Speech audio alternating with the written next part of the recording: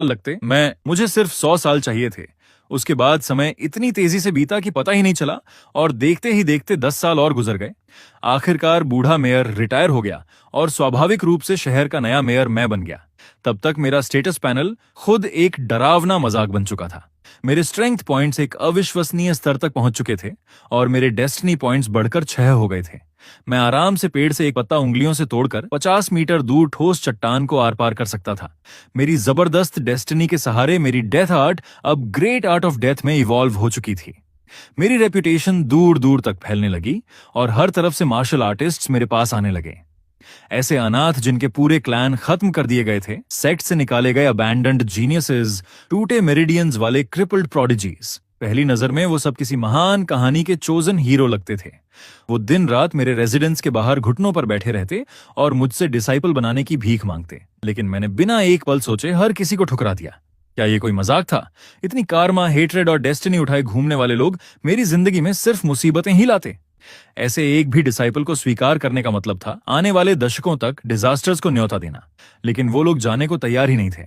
आखिर में सबने शहर में ही बसना शुरू कर दिया और धीरे धीरे गैंगटुंग का शांत शहर एक छोटे मार्शल वर्ल्ड में बदल गया। फिर एक दिन किसी ने मेरी असली ताकत परखने के लिए मेरे इलाके में गैंग कॉन्फ्लिक्ट शुरू करवा दिया।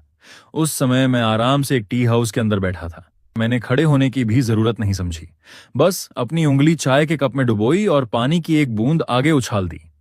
वो छोटी सी बूंद कैनन बॉल की तरह निकली और उस आदमी को दर्जनों मीटर दूर उड़ा दिया, जबकि उसके पीछे आधी सड़क विस्फोट से टूट गई। भीड़ का चेहरा डर से सफेद पड़ गया।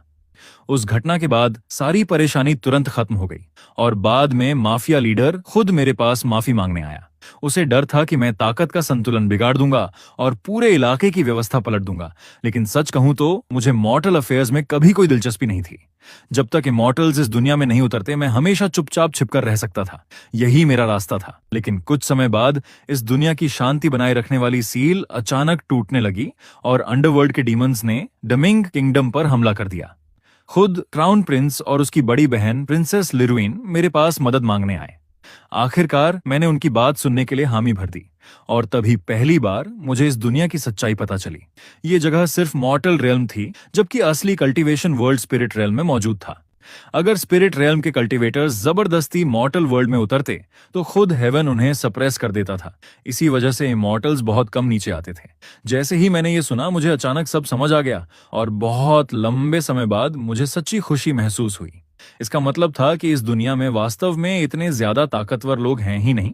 अगर मैं हजारों साल तक छिपा रहा तो देर सवेर में पूरी तरह इनविंसिबल बन जाऊंगा। और जहां तक अभी बाहर जाकर लड़ाई करने की बात थी,